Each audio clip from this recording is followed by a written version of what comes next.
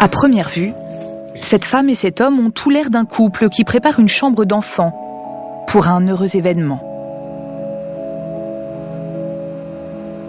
Donc je vais lui mettre ça, au cas où, je pense que ça sera plus rassurant pour elle de voir le nounours.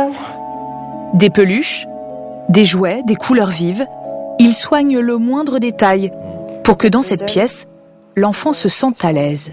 On est bien, il y a le nounours, il y a les Barbie et Ken. Mais en réalité, il ne s'agit pas d'un couple. Céline et Michel sont gendarmes. Il ne s'agit pas non plus d'une chambre d'enfant, mais d'une salle d'audition spécialement aménagée pour les jeunes victimes d'abus sexuels.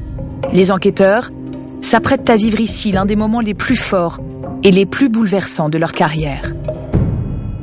Elle doit être arrivée. Ouais, c'est prêt. Ouais, je vais aller la chercher.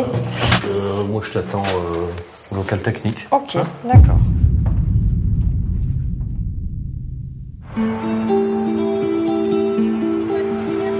Certains dossiers demandent aux enquêteurs un savoir-faire particulier.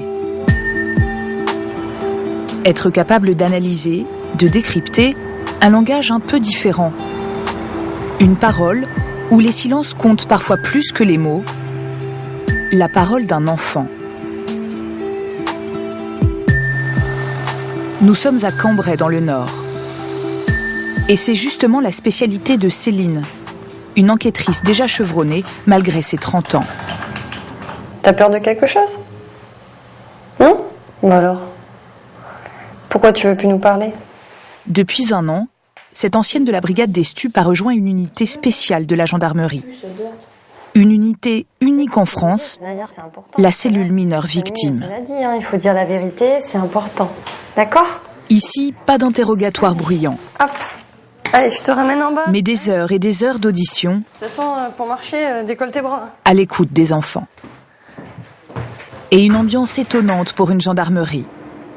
À l'accueil, des jouets, des peluches.